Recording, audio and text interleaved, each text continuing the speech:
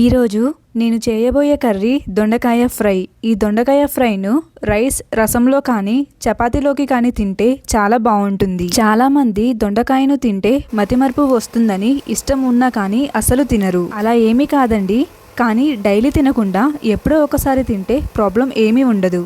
ముందుగా దొండకాయ, ఉల్లిపాయ, పచ్చిమిర్చి, కరివేపాకు, కొత్తిమీరను నీట్గా వాష్ చేసి కట్ చేసుకొని పక్కన పెట్టుకుందాం. ఇప్పుడు కడాయిలో ఆయిల్ పోసి ఆయిల్ హీట్ అయిన తరువాత తిరగమాత గింజలు, కరివేపాకు, పచ్చిమిర్చి, కట్ చేసుకున్న ఉల్లిపాయను వేసి బాగా వేయించుకుందాం. ఉల్లిపాయ 50% వేగేంత వరకు ఉంచి చిన్న పీసెస్గా కట్ చేసుకున్న దొండకాయ ముక్కలను వేయాలి. కొంతమంది దొండకాయ పీసెస్ను కట్ చేసిన వెంటనే కొంచెం పసుపు, కొంచెం ఉప్పు వేసి బాగా కలిపి పక్కన పెట్టుకొని యాడ్ చేస్తారు. అలా ఎందుకు చేస్తారంటే దొండకాయ తొందరగా వేగుతుందని. మనము ఇప్పుడు కొంచెం పసుపు, కొంచెం ఉప్పు వేసి బాగా వేయించుకుందాం.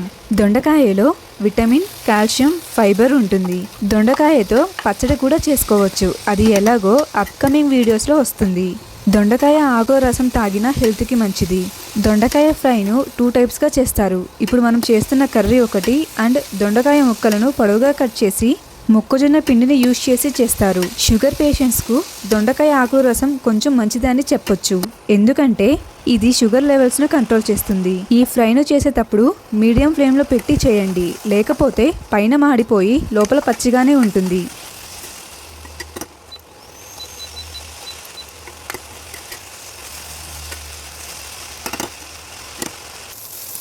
ఇలా దొండకాయ బాగా వేగిపోయిన తరువాత ఫైనల్ టచ్గా కొత్తిమీర చల్లితే మన బ్యాచులర్ స్టైల్లో దొండకాయ ఫ్రై రెడీ.